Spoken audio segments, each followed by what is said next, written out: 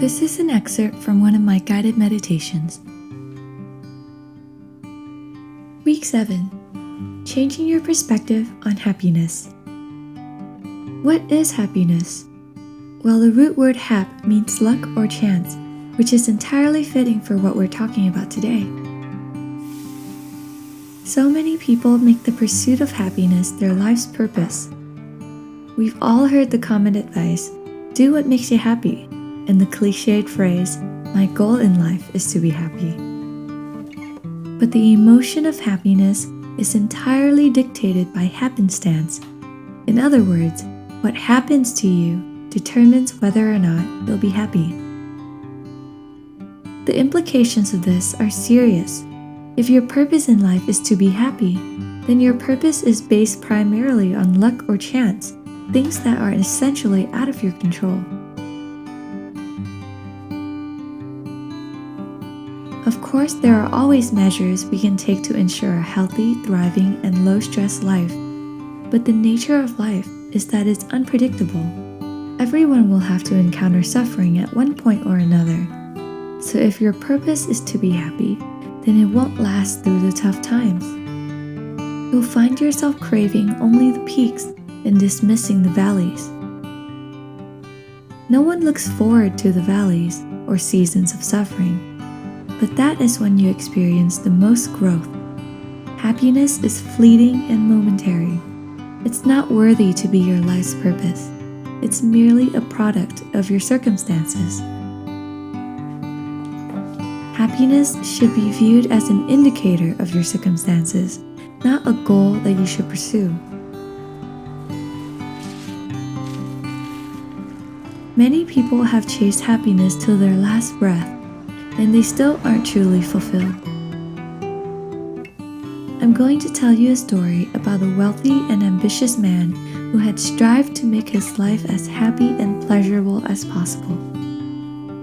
He accomplished everything his heart desired, but this was what he had to say.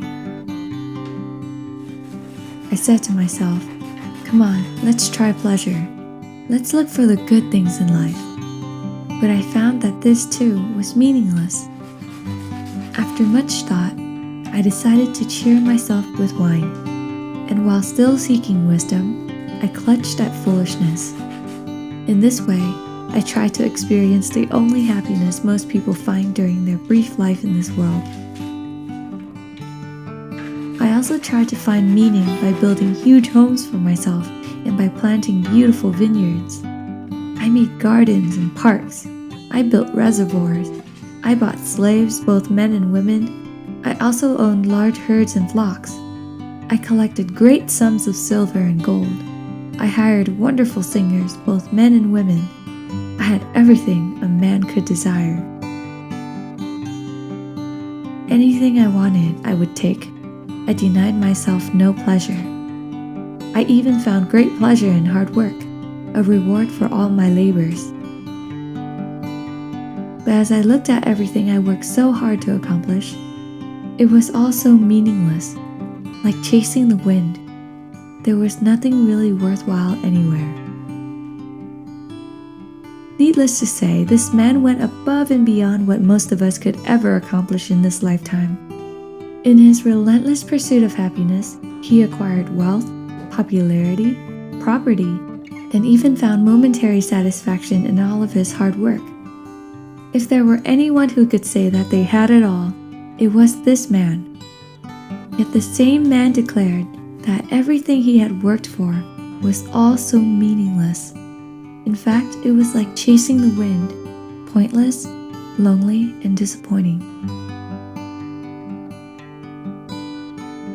Have you ever wanted something so bad that you even sacrificed your health, free time, and money to get it, but then 2 weeks later it completely lost its luster? Well, imagine feeling that way, but after you've already purchased several houses, cars, and jewelry. Multiply that same dull disappointment tenfold. That is called having a King Solomon moment. The testimony was actually taken straight out of scripture in Ecclesiastes chapter 2, verses 1 through 11. King Solomon was the author, He was the son of King David. God blessed Solomon with a unique wisdom. Yet this wise author of Ecclesiastes and Proverbs still struggled with the same pursuit that so many of us struggle with today, the pursuit of fulfillment. This is just the reality of human nature.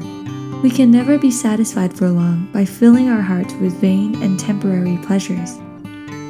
From money to relationships to drugs, wealth, and success, none of these things can ever fill the void in our hearts. This is what it means when the scriptures say that He has planted eternity in the human heart.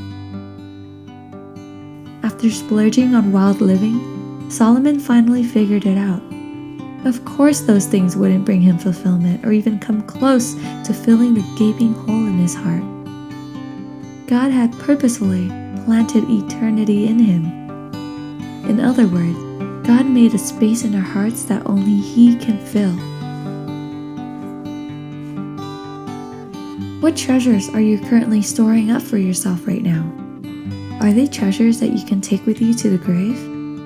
I urge you to be true to yourself and see what you're currently living for, because that is where you will find the desires of your heart. I also urge you to not chase after happiness. Allocate that energy into understanding your purpose.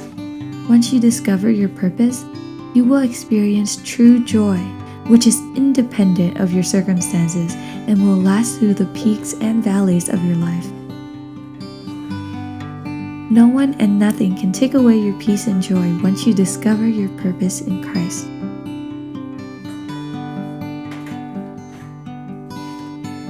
For more weekly guided meditations like what you've just experienced, sign up at girlintheword.com/theabundantlife. If you struggle with anxiety, restlessness, or just want to take the next step in your faith and personal growth, I highly recommend signing up. One of our members named Jillian said, "Subscribing to Anne's guided meditations has quickly become one of my favorite approaches to self-care.